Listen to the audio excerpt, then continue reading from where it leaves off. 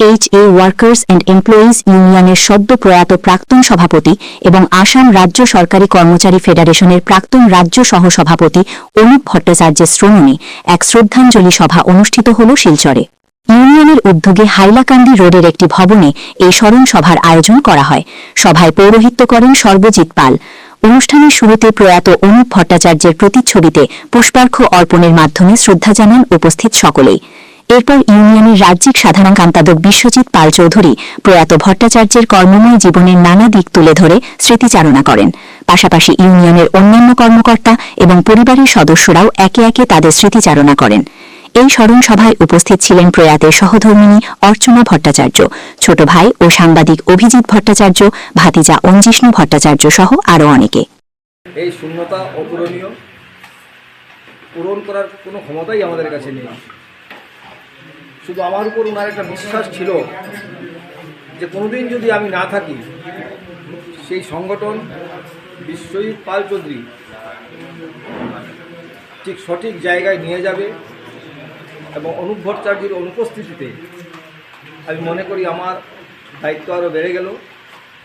আমি আজকের এই অনুষ্ঠান স্থল থেকে, এই শ্রদ্ধাঞ্জলি অনুষ্ঠানের স্থল থেকে এখানে যারা আছেন, ওনার পরিবারবর্গরা আছেন এবং যারা আমার কর্মী বন্ধু আজকে যারা চাকরিতে আছেন বা যারা আজকে রিটায়ারমেন্টে গেছে, অবসর গ্রহণ করেছেন, তাদেরকে আমি অনুপ ভট্টাচার্যের যে কথা সেটা স্মরণ করে আমিও কথা দিই প্রতিশ্রুতিবদ্ধ যে আমি জীবিত অবস্থায় CHA workers and employees union এবং আসাম রাজ্য কর্মচারী ফেডারেশনের কোনো ক্ষতি হতে দেব না।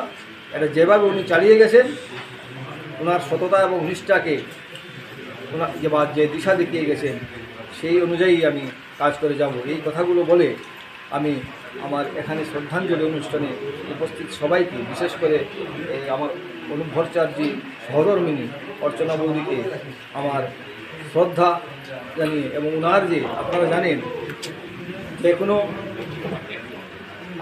যে কোনো পুরুষের উত্থানের পেছনে একজন মহিলার যে দায়িত্ব বা সাহায্য প্রয়োজন, এটা যদি না থাকে তাহলে একজন পুরুষের উত্থান হতে পারে না।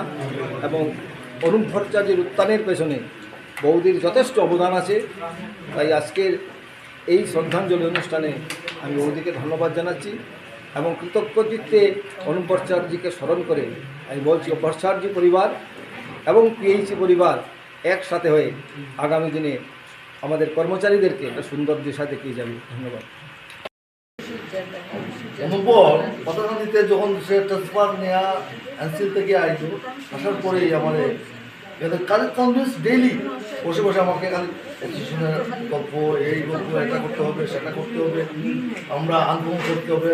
তখনই আমাদের মানে এমন সমস্যা ছিল পিএইচিতে, 2 মাসে বেতন, 1 মাসের বেতন, 1 মাস 10 দিনের, 1 মাসের 10 দিনের বেতন, তারপরে প্রমোশনের সমস্যা, চাকরির সমস্যা, ট্রান্সফারের অনেক ধরনের সমস্যা। তখন আমাদের বলবো, তুই যদি না আসিস তাহলে আমাদের মানে হবে না, আর আমাদের আন্দোলন হবে না, তুই যে কোনো অবস্থায় আসতে হবে।